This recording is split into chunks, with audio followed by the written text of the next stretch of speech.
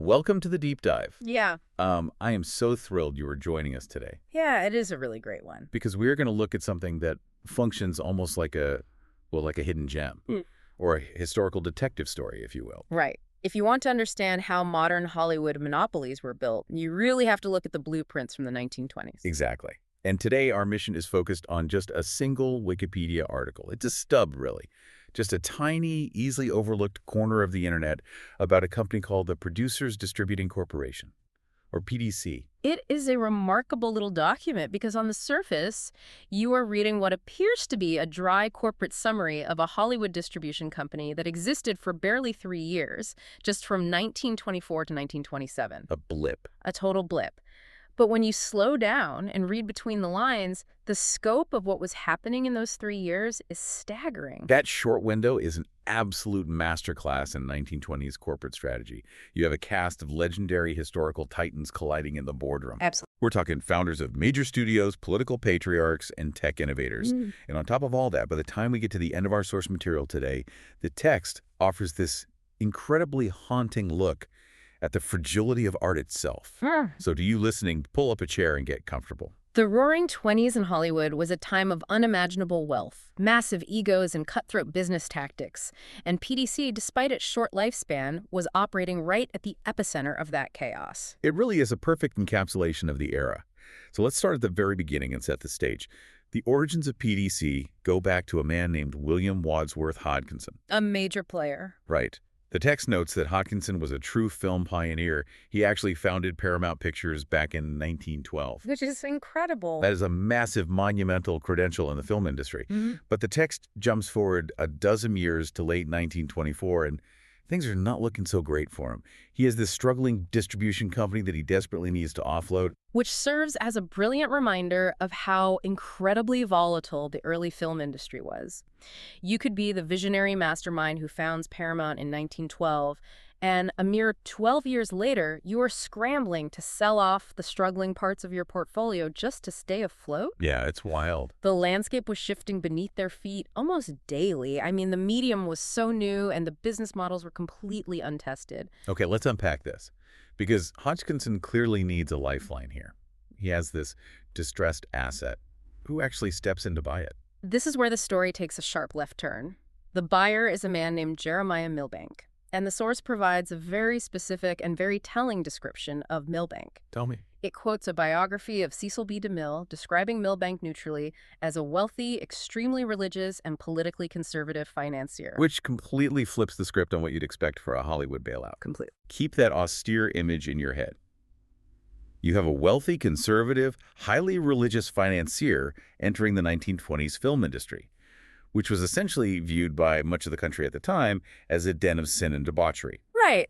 A total moral panic. And his very next move makes the situation even more baffling. What's fascinating here is the sheer contrast of the partnership he forms. You have Milbank representing this traditional conservative wealth joining forces with the legendary film director Cecil B. DeMille. The master of the epic. Exactly. Milbank buys the company, renames it Producers Distributing Corporation, and installs DeMille as the primary talent. It is the ultimate odd couple. You have the strict financier holding the purse strings and the poster child for Hollywood excess and spectacle directing the actual product. I would love to have been a fly on the wall for those boardroom dynamics. It's a purely pragmatic alliance. Milbank brings the cash, and DeMille brings the flash. Very well put. And speaking of cash, the text tells us exactly where a big chunk of Milbank's money went. They needed a physical footprint, so they purchased the former Thomas H. Ince Culver Studios. A legendary piece of Hollywood real estate, but this wasn't just a collection of standard sound stages and warehouses? No, it was not. The source explicitly mentions an architectural quirk about this property that requires a moment of reflection. The main administrative building of this Culver City studio was a replica of Mount Vernon. George Washington's estate. George Washington's estate. A full-blown replica. The text even notes that this exact mansion at Culver Studios later became the famous logo for Selznick International Pictures. So if you've ever seen the opening of the movie Gone with the Wind. Which everyone has. Right, you've seen this building. I want you, the listener, to just imagine the sheer vanity and logistics of this for a second. Put yourself in 1920s California. You are surrounded by orange groves and dust, and suddenly, boom, There is a massive replica of a presidential mansion, built specifically so you have a fancy administrative building to shoot movies behind. The amount of money and ego required to construct that is staggering. It perfectly captures the mindset of the era. These early studio heads weren't just making entertainment, they were building empires. Yeah, they wanted to be taken seriously. Exactly. The film industry was still fighting for cultural legitimacy. They wanted the gravitas and the authority of American history, so they simply bought a replica of it and set up shop inside. Just incredible. But as we see in the text, having a majestic building doesn't protect you from the sharks circling in the water. It certainly does not. Which brings us to the next phase of PDC's incredibly short life.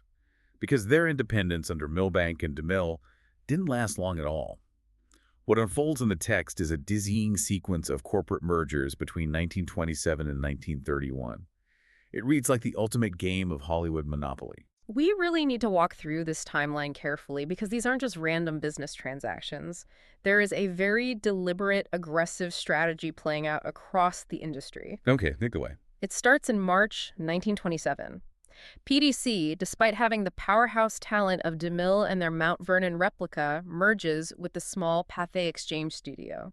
And through this specific merger, they fall under the control of a theater chain called the Keith Albee Orpheum Chain, or KAO. That move makes strategic sense from a business perspective. We are talking about vertical integration. For anyone unfamiliar with the term vertical integration in this era, meant they didn't just make the movies, they owned the physical buildings where you had to go to watch them. Exactly. They owned the entire pipeline from the camera to the ticket booth, control the distribution, control the market. Right. But the chessboard flips again almost immediately. We move to early 1928, and a massive historical figure enters the picture. The patriarch of the Kennedy political dynasty himself, Joseph P. Kennedy. At this time, the text notes, he is the owner of the Film Booking Offices of America, or the FBO studio. And Kennedy swoops in and takes control of that Carré theater chain. He is aggressively aggregating power. So now Kennedy controls his own studio, FBO. He controls the massive KAO theater chain. Wow. And because KAO swallowed Pathé, which swallowed PDC, Kennedy now holds all of PDC's assets, including that Culver City studio and the Mount Vernon replica. He is building a fortress. Here's where it gets really interesting. Because you would logically think Kennedy is the end of the line, he has the monopoly, he's the big boss, but later that exact same year, another titan steps onto the field, and this time he's not a Hollywood studio head. No, he is not. He's from the tech world. The text introduces David Sarnoff, the general manager of RCA. This is a brilliant pivot in the narrative. Sarnoff and RCA are not looking at this from the perspective of making better movies or telling better stories. They're looking at it from the perspective of pushing a brand new technology. The source material explains that Sarnoff was leading an effort to promote the RCA photophone, Which was a sound-on film system. Yeah. We were talking of the dawn of the talkies. Yeah. This is the transition away from playing a separate phonograph record alongside a silent film and actually printing the audio track directly onto the film strip itself. It was a revolutionary piece of hardware. RCA has invented this new sound system, but they face a massive hurdle.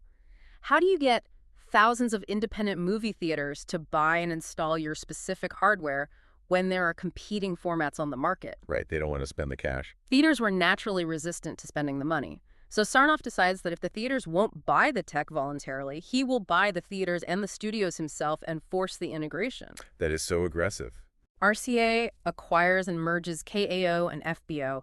They smash Kennedy's entire empire together to create a brand new entity, RKO Radio Pictures. Let's just pause and think about the mechanics of that move. I really want to point this out to you because it is wild to see how history repeats itself. This 1920s corporate maneuver perfectly mirrors the strategies modern tech companies use today. Oh, absolutely. Think about it. When a massive tech giant today wants to push their new streaming platform or sell their new tablet or get you to adopt their virtual reality headset, what do? They buy the content. Exactly. Yeah. They go out and buy a legacy media studio. They buy the James Bond franchise or the rights to massive film libraries. They aren't doing it because they love cinema. Yeah. They are buying the content to force you into their distribution pipeline. RCA was executing this exact playbook 100 years ago with RKO. Sarnoff realized a fundamental truth of the media business. Content is the Trojan horse for hardware.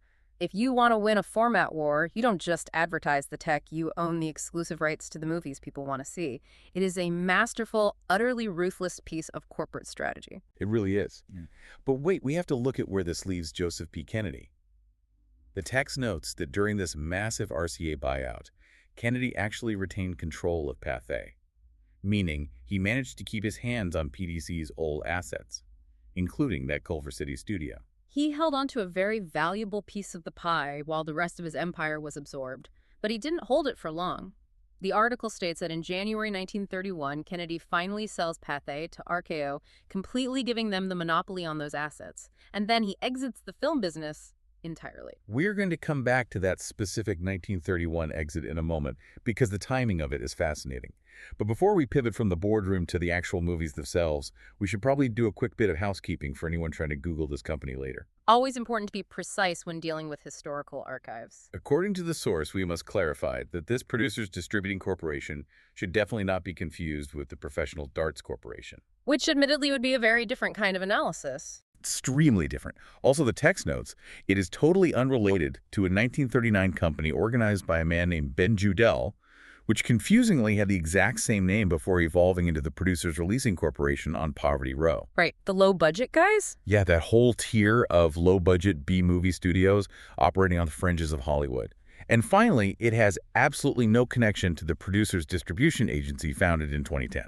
So just to be crystal clear, for the record, we are talking strictly about the 1920s, Mount Vernon-owning DeMille-directed, RCA-acquired PDC. Thank you for clearing that up. The film industry is a crowded field of recycled acronyms. But I agree, it's time we shift our focus. We have spent this entire time dissecting the boardroom maneuvers, the financiers, the real estate, and the tech acquisitions. We need to look at the actual product. What about the art? This is where the tone of our source material takes a really sharp and frankly sobering turn. The Wikipedia article provides a filmography. A massive list of the films released by PDC during that brief window between 1924 and 1927.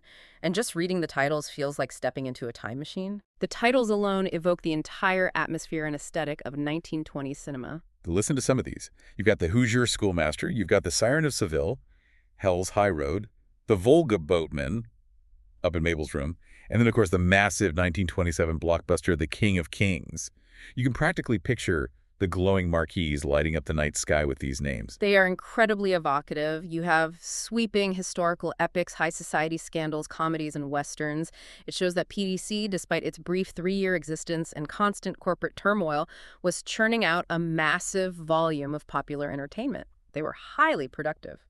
So what does this all mean?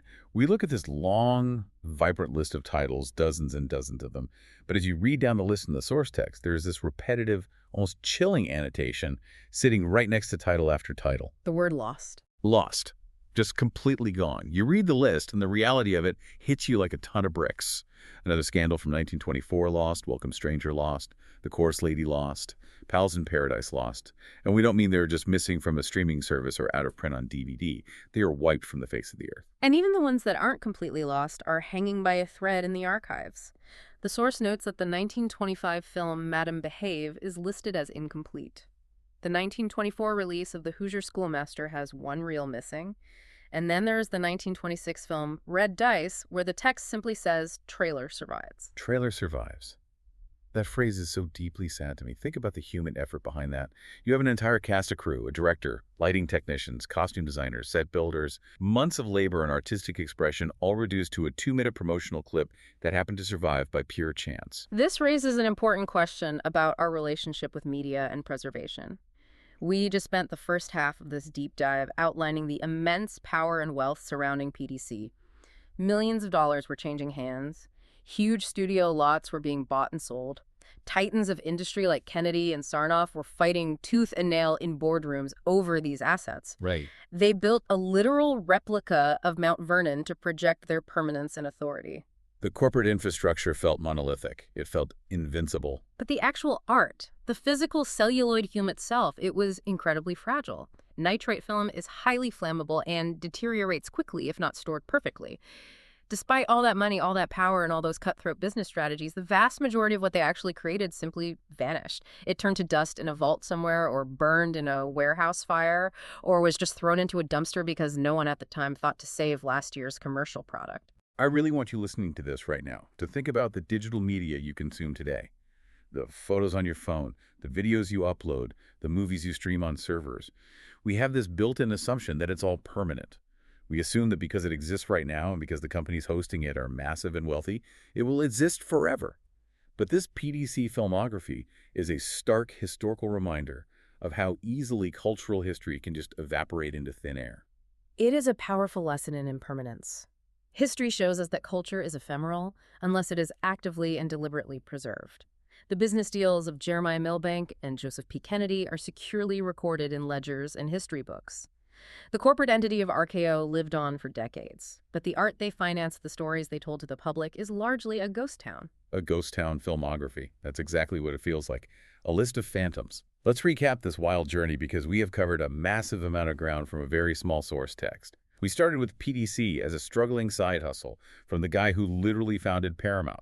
Then it transforms into a Cecil B. DeMille powerhouse, financed by a wealthy conservative millionaire who bought a fake presidential estate to shoot movies. Then it gets swept up in a massive wave of consolidation, becoming a pawn in RKO's aggressive, hostile rollout of sound-on-film technology. If we connect this to the bigger picture, PDC is a perfect microcosm of Hollywood's evolution. It only existed for a blink of an eye, just 3 years. But it was the connective tissue. It bridged the gap between the Wild West days of independent, silent film pioneers and the massive, vertically integrated, tech-driven studio system that defined the golden age of Hollywood. It really was the crucible where modern Hollywood was forged. But as we wrap up this deep dive, there was one final lingering thought from the source text that I just cannot shake. I mentioned we would come back to Joseph P. Kennedy's exit, and I want to leave you with this. The January 1931 sale. Exactly. The text clearly states that in January 1931, Kennedy abruptly cashed out. He sold Pathé to RKO, washed his hands of the whole thing, and completely left the film business. Think about the historical context of that date, January 1931. The stock market had crashed in October 1929. The world is plunging headfirst into the deepest, darkest depths of the Great Depression. Millions are losing everything. And Kennedy is sitting on a mountain of liquid cash from a massive Hollywood buyout. It just makes you wonder, what exactly does a mastermind, a political patriarch like Joseph P. Kennedy pivot to next? He is armed with a vast fortune made from the ashes of PDC and the studio wars right at the dawn of the Great Depression. What does he do with all that concentrated power and capital while the rest of the country is reeling? The Wikipedia article ends right there. But the implications of that timeline are absolutely staggering when you think about the dynasty that followed. It is a brilliant thread to pull on. It shows how the history of a seemingly obscure 3-year film distributor can ripple out and touch the very fabric of American political history. It really does. And that is exactly why we love doing this. Thank you so much for joining us on this deep dive. It has been an incredible journey from the birth of Paramount through the boardroom brawls of the 1920s and down into the tragic vault of lost cinema. Keep your eyes open. Keep wondering about the past, and always remember to keep questioning the history behind your entertainment. We'll catch you next time.